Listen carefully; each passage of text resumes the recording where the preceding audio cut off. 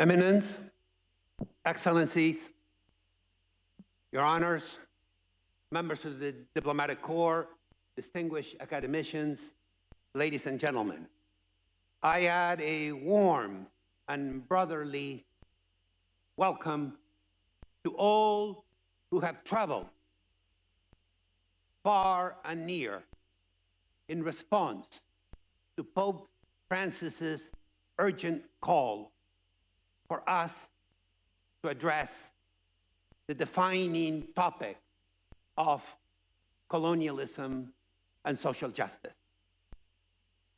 The wounds of history are with us in the crying of the poor and the crying of the planet, as Pope Francis teaches us in Laudato Si. The crying flows in vast estuaries and deltas from an Ur form.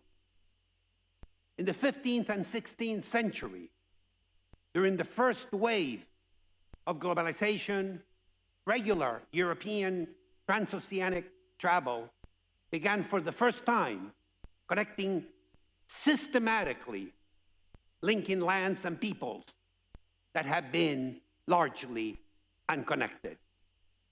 The European powers advanced on new lands, subdued them militarily, politically, and culturally.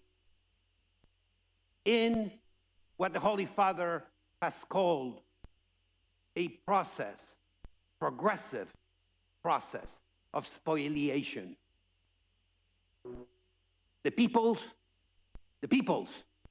subjected in the process of colonial domination endure cultural, social, political, and economic wounds and mutations, mostly as a consequence of acts of violence, genocide, coercion, and demographic collapse.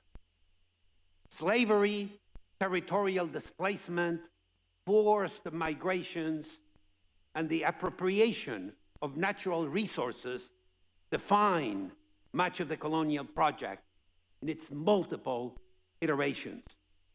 The commodification of land and of labor gave birth to new economic forms based on the ferocious extraction of profit for humankind.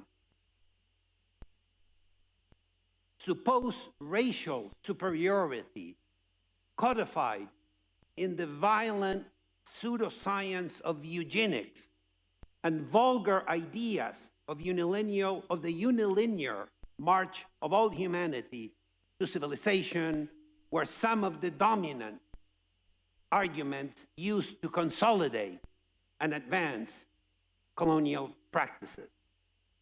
Psychosocial violence and pseudoscientific models of anthropological evolution racialize entire human populations as inferior and in need of paternalistic guidance.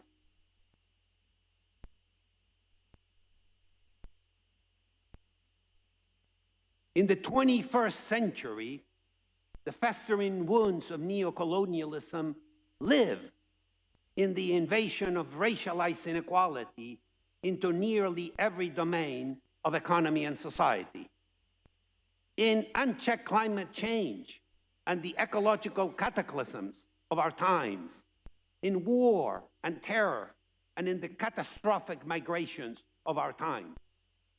Our summit then responds to Pope Francis's call. We will examine the problématique of the neocolonial from a social rights and Franciscan doctrine. Our work shall focus on the sequela of and current manifestations in injustice, global inequality, unchecked climate change, unsustainable development, unsustainable consumption, and mass migration.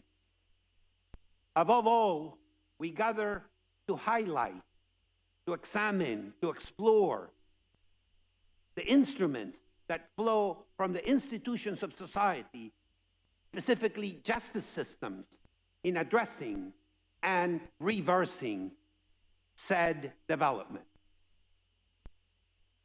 Now, some housekeeping matters.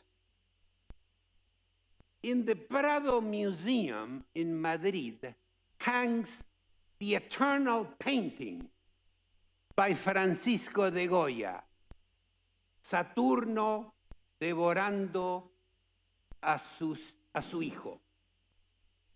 Cronos nos devora a todos. Por eso, I will keep time for all of us. The keynote speakers will have exactly 20 minutes. At minute 17, there will be a soft alarm that will sound. And at minute 20, finito. See?